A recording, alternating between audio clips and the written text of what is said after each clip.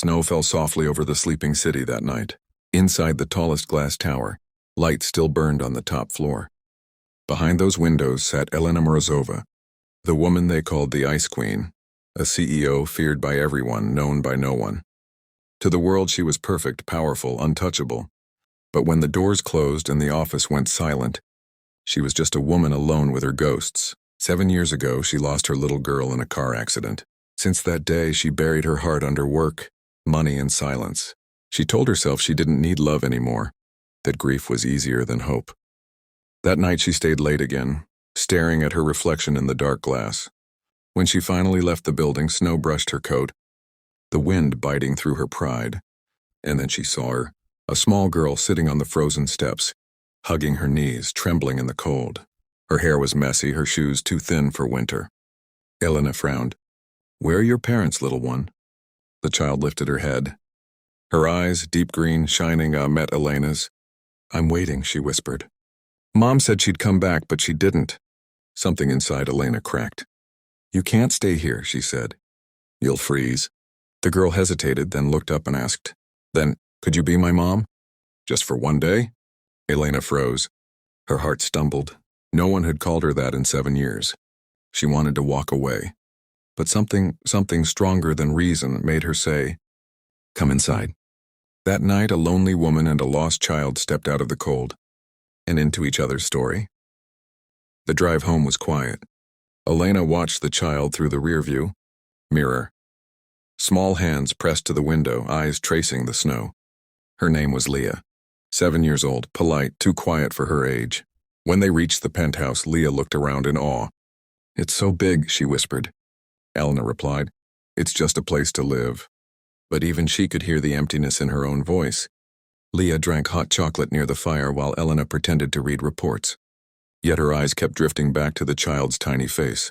The way she smiled without fear, as if warmth still existed in the world. That night, thunder rolled across the sky. Leah crept into Elena's study, clutching her blanket. "Miss Elena," she whispered. "The thunder's scary." Elena sighed, but her heart softened.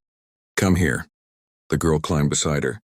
Then Leah noticed a framed photo on the desk. Elena with a little girl who had the same blonde curls, wearing a small blue pendant. "Is that your daughter?" she asked. Elena's breath caught. Yes, her name was Mila. Leah smiled faintly. "That's a pretty name. My mom said she almost named me Mila too." Elena looked closer and at the pendant hanging on Leah's neck. Same shape, same color, same tiny scratch on the edge. Her voice trembled. "Where did you get that necklace?" Leah said, "My mom said it belonged to an angel. She told me to never lose it." Elena's heart stopped. The pendant she'd buried with her daughter was now on this child. She couldn't sleep that night.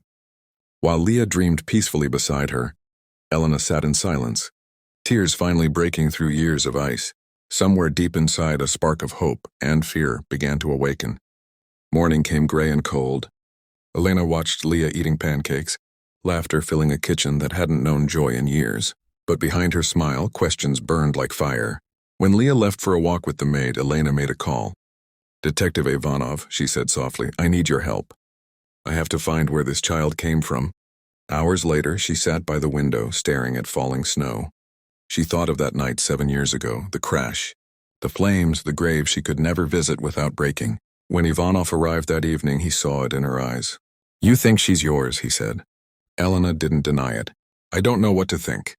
I just feel it." He sighed. "I'll investigate. But be ready, Elena. The truth doesn't always heal." Days passed. Leah drew pictures of a woman and child holding hands under snowflakes. She said, "This is us around so you won't forget me when my mom comes back." Elena's throat tightened. "I won't forget, I promise." Then one evening, the call came. Ivanov's voice was quiet. "Elena, meet me tomorrow. I found something." She hung up, her heart racing. She looked at Leah asleep on the couch, clutching that blue pendant. "Whatever happens," she whispered, "I'll protect you." That night, Elena didn't close her eyes once. Because somewhere between fear and hope, she already knew the truth. Morning light painted the city in silver. Elena waited by the window until Ivanov finally appeared, holding a folder. "Elena," he said softly, "you deserve to know." He laid the papers on the table, Hospital records, adoption papers, a DNA test. There was a fire the night of the crash. 2 children were pulled from the wreckage. One was pronounced dead. The other was unidentified, but alive. Elena stared at him, shaking. That's impossible. Mila was gone. Ivanov hesitated. She was injured, in a coma for months. By the time she woke, her identity was lost. She was adopted later under a new name, Leah. Elena covered her mouth, tears streaming. No. He handed her a photo, a baby wrapped in a blanket wearing that same blue pendant.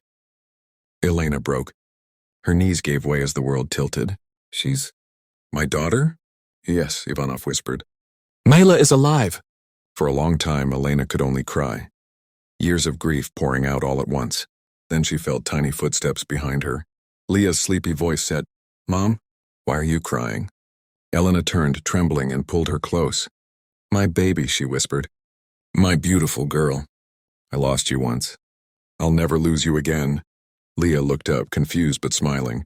So you'll be my mom forever? Elena pressed her forehead to hers. Forever, she said, through tears and laughter. Forever, my love. The next morning, the sun finally broke through the clouds. For the first time in years, the world felt alive again. Elena cooked breakfast herself, something she hadn't done since Mila's first birthday. Leah sat at the counter drawing hearts and snowflakes. Mom, she said shyly, can we make pancakes every Sunday? Elena smiled. Every Sunday and every day after. The walls that once echoed with silence were now filled with laughter. The house smelled of pancakes and crayons, not loneliness. Later, Elena walked to her daughter's room. On the nightstand sat the blue pendant, glimmering in the morning light. She touched it gently. This time, it wasn't a memory of loss. It was a symbol of miracles. Outside, snow still fell, not heavy and cold, but soft, peaceful. Elena lifted Mila into her arms and whispered, You found your way back to me, even when the world said it was impossible. The little girl giggled and hugged her tightly. I told you, she said, angels never get lost. Elena smiled through tears, and for the first time in 7 long years, she believed it. The Ice Queen was gone. Only a mother remained, warm, alive, complete. And as they watched the snow together, Elena whispered to her heart, This time I won't let go.